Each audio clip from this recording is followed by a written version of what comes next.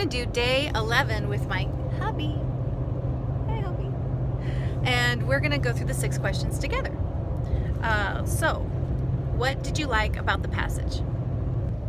So there really is a lot in that passage, in that whole chapter. I think where my mind latched on and just I couldn't get past on what did I like, and it's kind of what I like and what I don't like. I think it was verse 11, and I shouldn't be doing this, I'm driving, but it says, "If you then, being evil, know how to give good gifts to your children, how much more will your Father who is in heaven give what is good to those who ask him?" And just being in the middle of Christmas season and constantly trying to think through gifts for our kids, and I love giving gifts. I try to think of it almost year round of what is something very cool and very meaningful that I can give to my kids.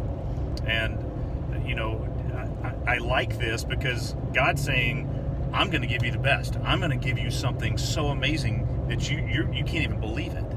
And so I kind of don't like it too, because I'm called evil in there. But it's an amazing passage because God does love us so much that he's going to give us good gifts, the best. And so that's something that's pretty cool. Okay, what did you not like about the passage, other than being called evil? Yeah, and I think it was at the beginning of the chapter when it's talking about the speck and the log, and it's just a reminder, because I feel like it's almost like a mirror, and a lot of times the purpose of a mirror is to find flaws, and I don't like that I have flaws. And that whole passage is really about hypocrisy, and the whole thing about judging. It's we live a life we're constantly having to judge. It's not saying don't judge, it's talking about hypocrisy. And so I just feel like, if I'm honest, that is directly talking to me, because I tend to do that, and I don't want to be that way. And I feel like that's a big request of mine, is that God will continue to refine me, and that refining may hurt. And so I don't really like that, but in the end I will like it. Okay, what does it say about God? Yeah, I think the fact that God is he's a relational God, and he cares enough to teach us. He cares enough to explain to us what is right, what is wrong, what is holy, what is true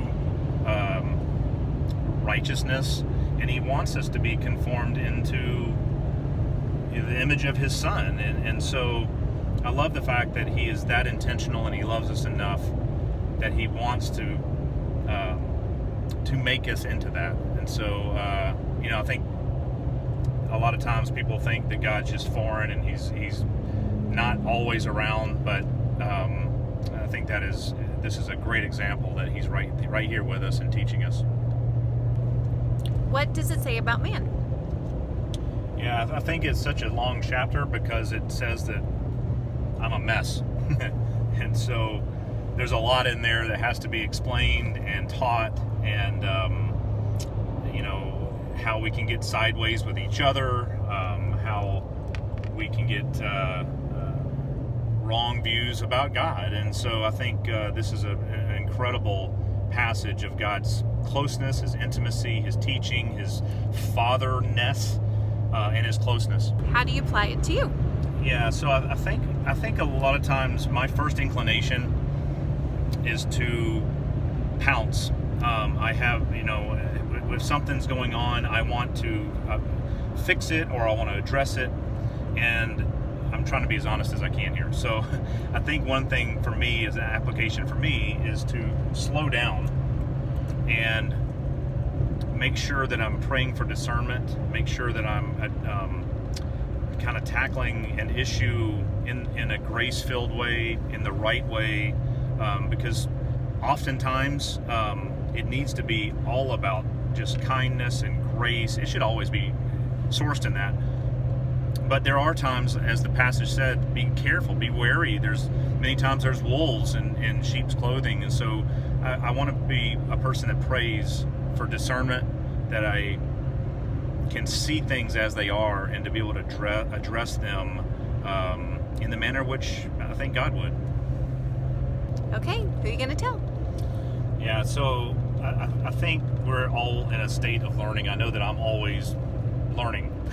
And we have 6 kids, and so you'd be surprised that, I mean, as Tammy was reading this, our kids kept coming into my mind, and a lot of these things just happen over and over and over, that I want to be a good dad. I want to be a good father and be able to teach and remind and kind of coach our kids on kind of how to respond to people, and to be able to pray for that discernment that we were just talking about, and to be able to respond in a grace-filled way, not in hypocrisy, but in truth, in love. And so that's who I would tell.